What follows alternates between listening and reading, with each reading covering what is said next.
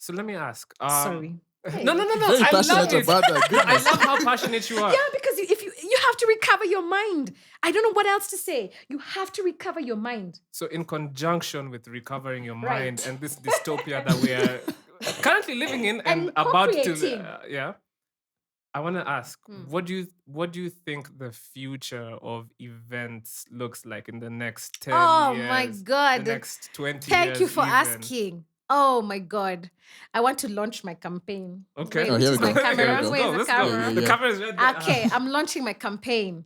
My campaign is called Indoors. Okay. Indoors. Turudi Ndani. Okay. Step 1. Not everything is meant to be outside. In fact, only certain things should be outside. Okay. Okay? When Us Guests began, that was the natural model of the thing we were building. Because I was singing a gig and I had a gig at this little dive bar in Westlands. Mm-hmm. So I was inside and I had limitations on the inside. I had cap on how I could grow, based on the physical space and the tickets and the frequency. The point in my artist evolution, my artist business, and I really need to offer that very fundamentally. Every artist is a founder.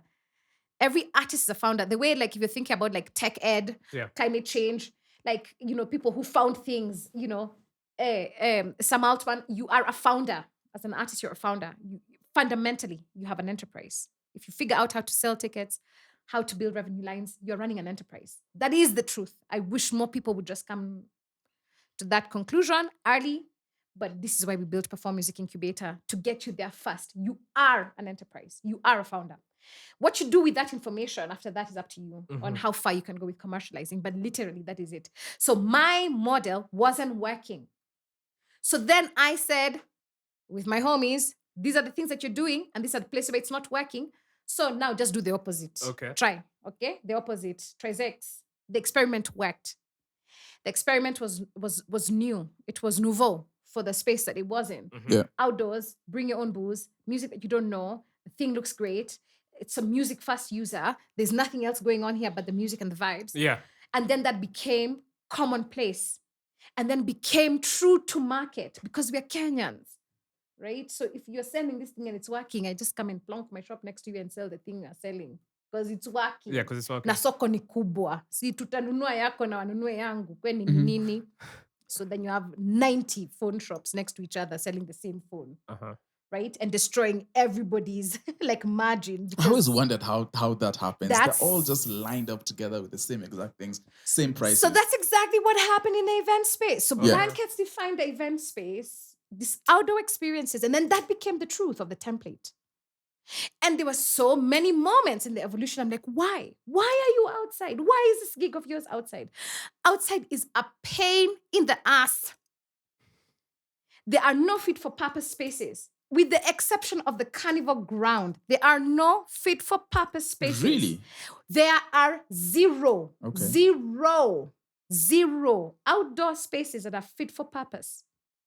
Our first outdoor space at Tayana came closest because it was built as an outdoor spa. Yeah. So she had thought about the manicuring. She had thought about where clients enter. She had thought about where the service providers enter. She had built toilets, she'd thought about like security. She thought about that. So we found a space that we could convert. But like technically, if you're at like where we have been producing at Lorette Gardens, it's a field. You bring everything. Yeah, and set it up, yeah. Everything. And then you compensate for the incompetence of the people who own the spaces, who should be doing certain things, but they don't do them. Like, why is there no perimeter lighting? So you end up spending a bunch of money solving perimeter lighting. Yeah. Right? Or parking lighting. Or like, literally, like, why do you have to have a parallel security operation? Or because usually you just run a skeleton one on these specific areas. This thing doesn't even exist in the master plan. So, as you do whatever you were doing. So, at the point at which we were growing, because we were also building a music festival. So outdoor made sense. But I've performed in lots of festivals that have indoor-outdoor. A really good established festival, Montreux Jazz Festival in Switzerland. Okay. Phenomenal. It's one of the world's best, like most bougie festivals. It happens in a place that's like KICC. So for those of you who went to Kenyan high school and you interacted with KC, that drama festival, music festival, it's like multiple conference rooms, which are basically halls, right? This one can do 2,000 people. This one can do this a breakout room. This one can do 30 people. It's a conferencing center, right? That they just take and program with music. And then they have outside, which is the KCC parking and outside, right? And then they kind of just plonk food vendors and some outside stages. So you have the inside-outside experiences. One of the best festivals, one of the most respected music festivals in the world, Montreux Jazz Festival. Check it out. I'm not telling you gas.